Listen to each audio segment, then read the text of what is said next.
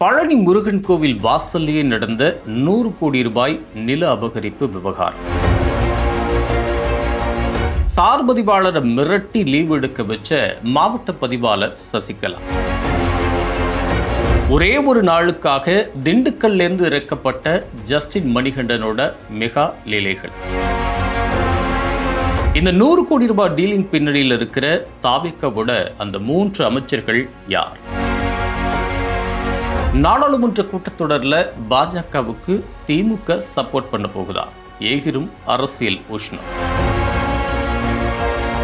இந்த அனைத்து அரசியல் சீக்ரெட்டை தான் இன்னைக்கு நம்ம மிஸ்டர் நிறையாரில் பார்க்க போறோம். வணக்கம், இது INT5.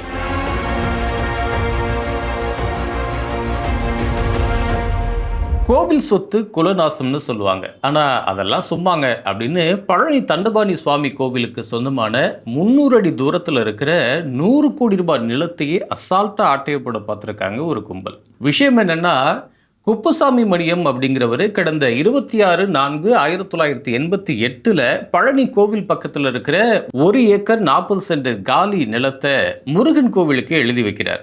ஆனால் இதை தண்டபாணி அப்படிங்கிறவர் தான் மெயின்டைன் பண்ணிட்டு இருந்திருக்காரு.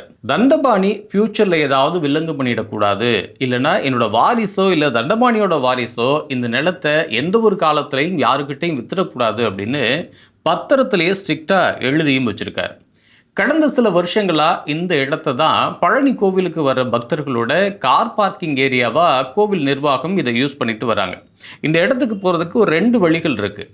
ஆனால் அன்னைக்கு குப்புசாமி பயந்த மாதிரியே இந்த தண்டபாணியோட மகன் முருகதாஸ் தற்போதைக்கு 100 கோடி ரூபாய் மதிப்பு இருக்கிற அந்த 1 ஏக்கர் 40 சென்ட் இடம் மேலே ரொம்ப நாளாக ஒரு கண் வச்சிருக்கார். தண்டபாணி ஏற்கனவே போலி பத்திரத்தெல்லாம் ரெடி பண்ணி இந்த நிலத்தை விற்க பார்த்தப்போ கோவில் நிர்வாகம் சுப்ரீம் கோர்ட் வரைக்கும் போய் தடை உத்தரவை வாங்கி வச்சிருந்துச்சு. கடந்த திமுக ஆட்சியிலிருந்தே இந்த இடத்தை விற்கிறதுக்காக பக்காவா பிளான் போட்ட தண்டபாணி இப்போ ரீசெண்டா ஹைகோர்ட்ல சில போலி டாக்குமெண்ட் எல்லாம் வச்சு இந்த நிலத்தை விற்கலாம் அப்படின்னு ஒரு ஆர்டரை வாங்கிட்டார். அவ்வளோதான். இந்த சான்ஸ்க்காக காத்திருந்த தண்டபாணியோட மகன் முருகதாஸ் திண்டுக்கல் மாவட்டம் ஆயக்குடி தாலுக்கா புதூர் பகுதியை சேர்ந்த சேதுபதி அப்படிங்கிறவருக்கும், திருப்பூர் மாவட்டம் மடத்துக்குளம் தாலுக்கா பாப்பாக்குளம் வெள்ளத்துறை அப்படிங்கிற இவங்க 2 பேருக்கும் கடந்த ஜூலை 6ஆம் தேதி அன்னைக்கு பழனி சப் ரிஜிஸ்டர் ஆஃபீஸில் வச்சு 100 கோடி ரூபாய் நிலத்தை வெறும் 2 கோடி ரூபாய் ஸ்டாம்ப் டியூட்டி கட்டி சொற்ப விலைக்கு விற்று பத்திரப்பதிவு பண்ணி முடிச்சிட்டாப்ல.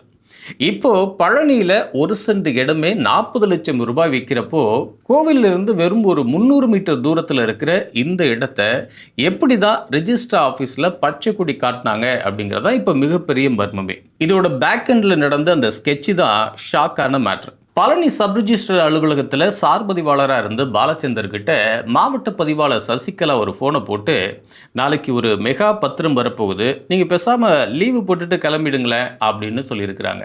பாலச்சந்திரம் ஆகா ஏதோ ஒரு பெரிய வில்லங்கு நடக்க போகுது போல அப்படின்னு விட்டா போதுன்னு எஸ்கேப் ஆகி ஜூலை 6ஆம் தேதி அன்னைக்கு ஒரு லீவை தட்டி விடுறார். உடனே அன்னைக்கு ஒரு நாளுக்கு மட்டும் திண்டுக்கல் சார்பதிவாளர் ஜஸ்டின் மணிகண்டனை பழனி ஆஃபீஸ்க்கு ஒரு ஸ்பெஷல் டியூட்டி போட்டு கூட்டிட்டு வந்திருக்காங்க சசிகலா. அவரும் காலையில் வந்து சீட்டில் உட்காந்து எந்த கேள்வியும் கேட்காம அந்த 100 கோடி ரூபாய் நிலத்தை அந்த 2 தனிநபர்களுக்கு பதிஞ்சு கொடுத்துட்டார். ஒரு மாவட்ட பதிவாளர் இவ்வளவு தைரியமா இன்னொரு சார்பதிவாளரை இறக்கி ஒரு கேம் ஆடுறாங்க அப்படின்னா, அப்போ பத்திரப்பதிவுத்துறை IG ஆஃபீஸோட மெகா மேலிட உத்தரவு இல்லாமல் இது எப்படி சாத்தியம் அப்படின்னு தான் இப்போ எதிர்கட்சிகள் மட்டும் இல்லை, தாவேக்கரசுக்கு வெளியில இருந்து சப்போர்ட் பண்ற மார்க்சிஸ்ட் கம்யூனிஸ்ட் கட்சியும் ஓப்பனா கேள்வி கேட்க ஆரம்பிச்சிருக்காங்க. ஜூலை 17ஆம் தேதி பழனியில CPM மூத்த தோழர் பாலகிருஷ்ணன் தலைமையில் நடந்த மெகா ஆர்ப்பாட்டத்தில் பங்கேற்ற பழனி முன்னாள் நகர்மன்ற துணைத் தலைவரும் CPM நகர செயலாளருமான கந்தசாமி, சார்பதிவாளர் லீவில் இருக்கிறப்போ இதை அவசரமாக பதிய வேண்டிய அவசியம் என்ன, இதுக்கு அப்ரூவல் கொடுத்த அந்த மேலிடத்து புள்ளிகள் யாருன்னு கேட்டு போட்டு உடைச்சிருக்கார். அதிமுக பொதுச் செயலாளர் எடப்பாடி பழனிசாமியும் இந்த விவகாரத்தை வச்சு தாவேக்கா அரசு சும்மா வறுத்து எடுத்துட்டு இருக்காரு. முதல்ல இந்த விவகாரத்தில் அறநிலையத்துறை அமைச்சர் ரமேஷ் மேல தான் டவுட் வந்துச்சு. ஆனால் அவரு தன் மீதான இந்த புகார்களை திட்டவட்டமாக மறுத்தாரு. எனக்கு அப்படியெல்லாம் யாரும் சொந்தக்காரங்களாம் இல்லைங்க, எனக்கு இதுக்கு எந்த சம்மந்தமே கிடையாது அப்படின்னு மறுத்துட்டார். ஆனால் கோட்டை வட்டாரத்தில் விசாரிச்ச வரைக்கும் இந்த 100 கோடி ரூபாய் நில அபகரிப்பு டீலிங் பின்னாடி தாவேக்காவை சேர்ந்த 3 முக்கியமான அமைச்சர்களுக்கு நேரடி தொடர்பு இருக்கு அப்படிங்கிற அதிர்ச்சி தகவல் கிடைச்சிருக்கு. இதை கேட்டு சிஎம் செம்ம கொதிப்புல இருக்காராம். இப்போதைக்கு அந்த சார்பதிவாளர் ஜஸ்டின் மணிகண்டன் அப்புறம் மாவட்ட பதிவாளர் சசிகலாவை சஸ்பெண்ட் பண்ணி மதுரை ஹைகோர்ட்டு இந்த பத்திரப்பதிவை ரத்து பண்ணியிருந்தாலும் சிஎம் விஜயோட அந்த கிளீன் இமேஜுக்கு இந்த சம்பவம் ஒரு மிகப்பெரிய கரையா மாறினதுனால அந்த 3 மந்திரிகளோட விக்கெட்டை தூக்கிடலாம் அப்படின்னு விஜய் பயங்கர ஆக்ஷன் மோட்ல இருக்காராம். அடுத்த அப்டேட் என்னன்னா, மோடி கேபினெட்டில் மத்திய இணையமைச்சராக இருக்கிற ராம்தாஸ் அத்வாலே ஜூலை 17ஆம் தேதி சென்னைக்கு வந்து முதலமைச்சர் விஜயை மரியாதை நிமித்தமாக சந்தித்து பேசினார்.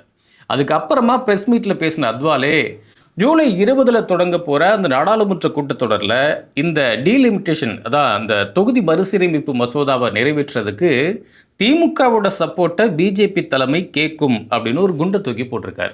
இதை வச்சு பார்த்தா நாடாளுமன்றத்தில் காங்கிரஸை ஓவர்டேக் பண்ணி பழிவாங்கிறதுக்காக திமுக இப்போ மோடி அரசுக்கு ஆதரவாக காய் நகர்த்த போதா, இல்லை பிஜேபி கூட ஒரு ரகசிய இணக்கத்தை காட்ட போகுதா அப்படிங்கிற விவாதம் இப்போ டெல்லி டு சென்னை வரைக்கும் பயங்கர ஹாட்டாக போயிட்டு இருக்கு.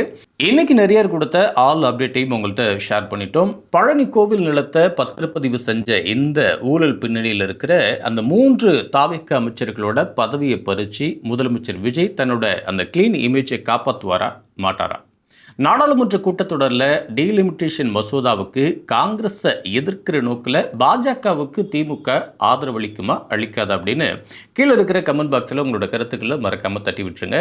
அரசியல் அப்படிங்கிற அந்த வார்த்தையை கேட்டாலே அரை மணி நேரம் சும்மா ஆர்வமாக பேசுகிற ஃப்ரெண்ட்ஸ் உங்களுக்கு தெரிஞ்சு உங்கள் கான்டாக்டில் இருந்தாங்கன்னா அவங்களுக்கும் இந்த வீடியோ லிங்கை சும்மா ஒரு ஃபார்வர்ட் பண்ணி விடுங்க.